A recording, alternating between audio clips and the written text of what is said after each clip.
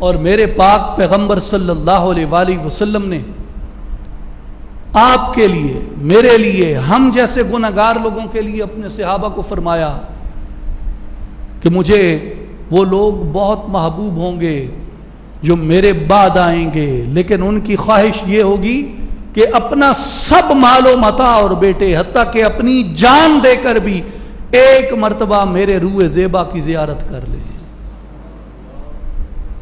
اور آقا پاک علیہ الصلوۃ والسلام کی ذات اقدس کی زیارت کا سب سے آسان طریقہ، ویسے کئی طریقے ہیں، کشف کے ذریعے ولایت کی منازل اور مقامات کو طے کر کے کسی شیخ کامل، مرشد کامل کی معیت، صحبت اور نگرانی میں حضور کی مجلس مبارک تک پہنچا جا سکتا ہے۔ علم حدیث ایک طریقہ ہے کہ محدثین حضور صلی اللہ علیہ وآلہ وسلم کی حدیث پاک کے پرچار سے، حدیث پاک کی تعلیم سے اور حدیث پاک کو پھیلانے سے، حدیث پاک کی ترویج کے ذریعے اپنے دلوں کو خالص کر لیتے تو آقا پاک کی زیارت سے شرف یاب ہو جاتے۔ یعنی علم حدیث کو فروغ دینا حضور کی زیارت کا ایک ذریعہ ہے، اور اس کے علاوہ بھی کئی ذرائع ہیں، لیکن جو آسان ذریعہ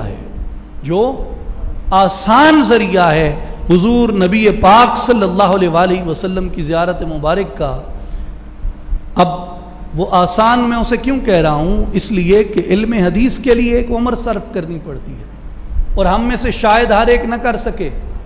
میری بات سمجھ رہے ہیں؟ بات سمجھ رہے ہیں میری؟ کہ علم حدیث کے لیے ایک عمر صرف کرنی پڑتی ہے، اور ہم میں سے شاید ہر ایک نہ کر سکے۔ اور سلوک کی، تصوف کی، ولایت کی، فقر کی، درویشی کی منازل طے کرنا پڑتی ہیں، اور شاید ہم میں سے ہر ایک نہ کر سکے۔ تو کیا ہم اتنے خوش قسمت نہیں ہیں کہ جس کے نام کا کھاتے ہیں، جس کے گیت گاتے ہیں، جس سے اپنی جان، مال، ماں، باپ، بہن، بھائی، بیوی، بچوں، ہر ایک سے زیادہ جس سے محبت کرتے ہیں، ہم اس کے چہرے انور کی زیارت نہ کریں؟ کیا ہم اپنا نصیب نہیں سنوار سکتے؟ تو پھر سوال ہے کہ کیسے؟ تو ہر امتی کے لیے ایک آسان طریقہ ہے، اور وہ آسان طریقہ ہے کثرت سے نبی پاک علیہ الصلوۃ والسلام کی ذات اقدس پہ اور حضور کی آل پہ درود و سلام کا نذرانہ بھیجا جائے۔ کثرت سے صلاۃ و سلام پڑھنا، کثرت سے درود پاک پڑھنا، نبی پاک شہ الاولاق خاتم الانبیاء صلی اللہ علیہ وآلہ وسلم کی ذات گرامی تک، آپ کی ذات اقدس پہ کثرت سے درود و سلام پڑھنا، یہ حضور کی زیارت کا ذریعہ ہے۔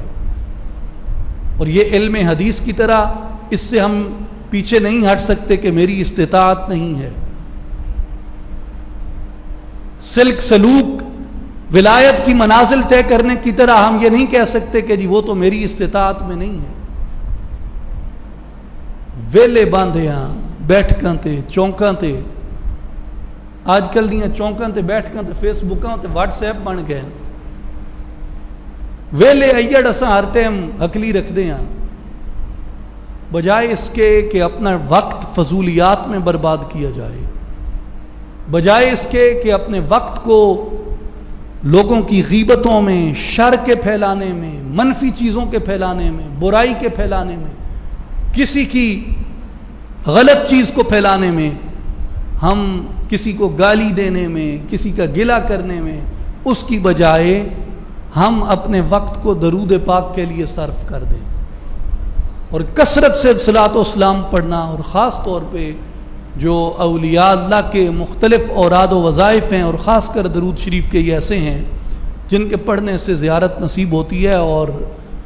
اللہم صلی علی محمد وعلی آل محمد وبارک وسلم،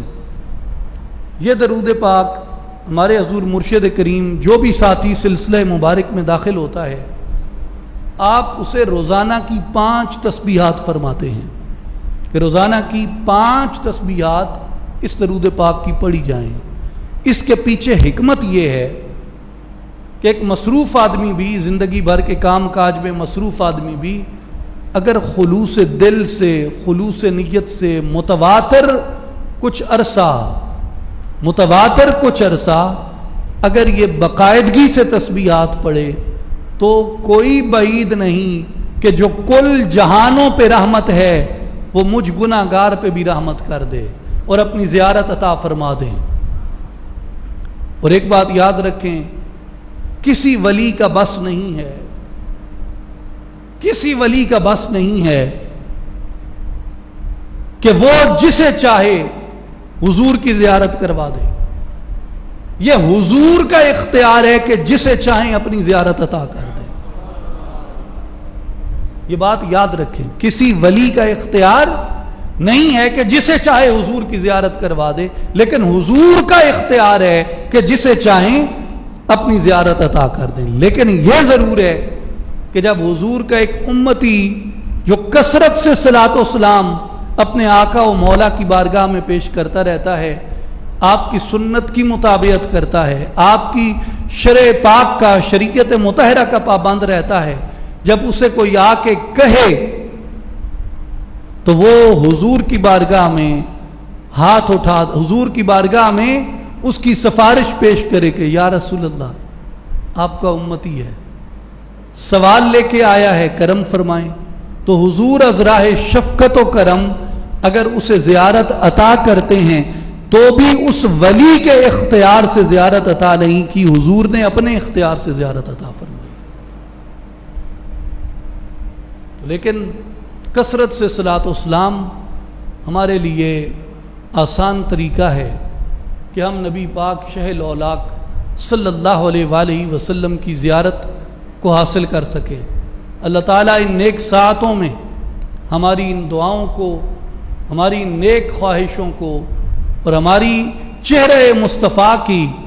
اور صالحین و اولیاء اور صحابہ و ائمہ اہل بیت کے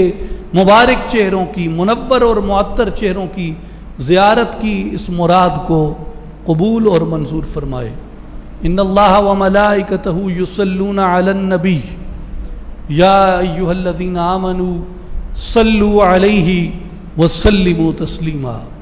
اللہم صلی علی سیدنا و مولانا محمد وعلی آل محمد وبارک وسلم۔